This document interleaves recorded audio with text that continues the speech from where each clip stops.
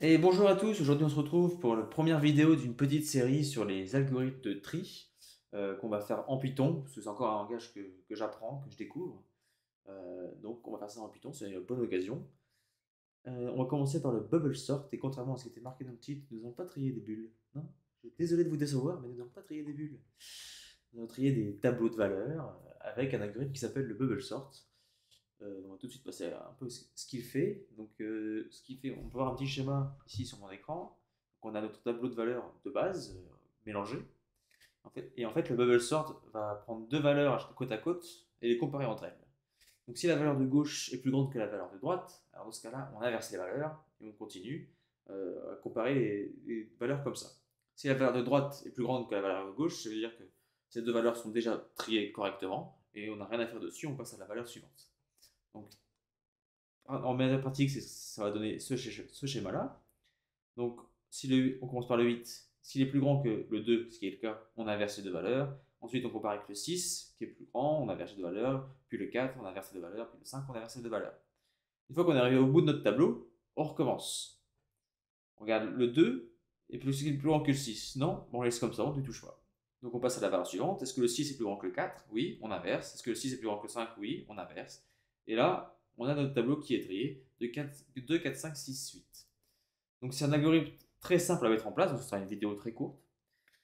C'est juste une double boucle for. En fait, c'est un des algorithmes de tri les plus simples à mettre en place, mais pas forcément le plus rapide à exécuter, dû notamment à cette double boucle for. Donc, pour repartir sur les complexités que j'avais évoquées dans ma précédente vidéo sur le Google Kickstart, on parle de rapidité d'exécution, de temps d'exécution pour un programme en complexité.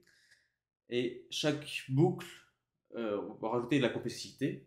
Et donc là, la complexité de n au carré, parce qu'il y a deux boucles, ça veut dire que ça va prendre au carré de fois plus de temps que le nombre d'entrées. Parce qu'à chaque fois, on doit faire deux passages.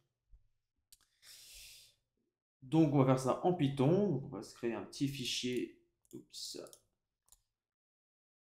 Hop, on va l'appeler bubblesort.py. Voilà.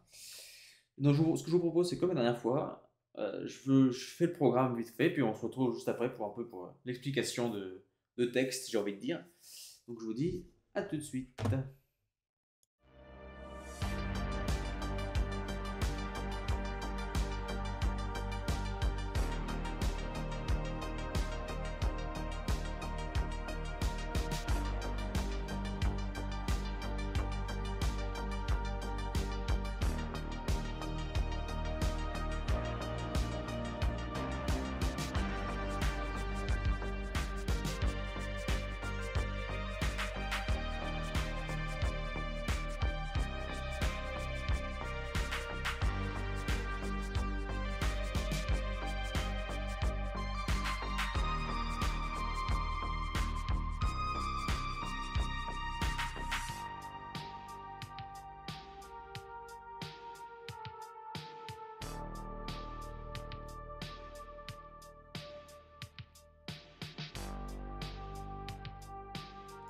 Et nous reprenons. Donc j'ai fini. Je vous avais dit c'était très simple. Ça va être une vidéo très courte, mais qui peut être toujours utile.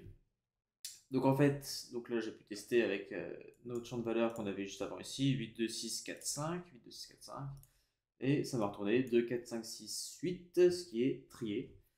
Donc très simple. Donc on va faire une double boucle ici pour chaque. Donc on va comparer chaque valeur avec la valeur suivante. Et ça, ici la formule ici, c'est pour pas dépasser du tableau.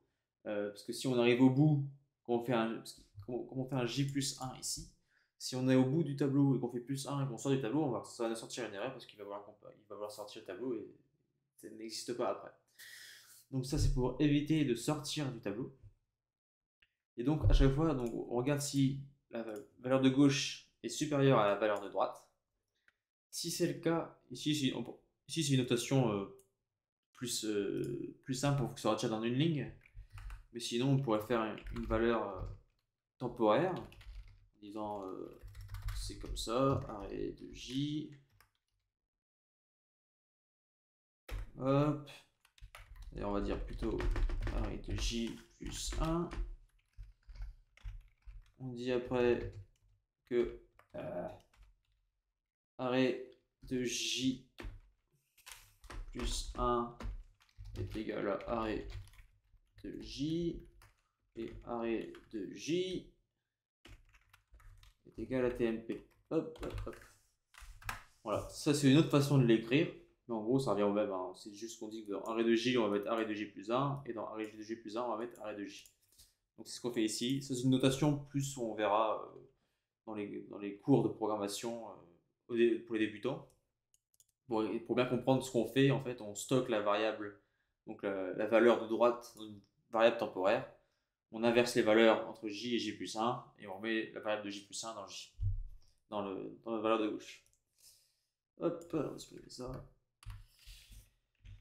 Et donc c'est tout ce que ça fait. On retourne le tableau après quand il a été modifié et je le print le résultat directement. Donc voilà, c'est très très très très simple. On verra par la suite des algorithmes plus compliqués et plus intéressants à voir. Mais pour commencer, je voulais commencer par là pour vraiment faire une introduction euh, au aux algorithmes de tri. Donc si vous avez des questions, il y a la partie commentaire pour ça. Puis je vous répondrai. Et je vous dis à la prochaine. Salut!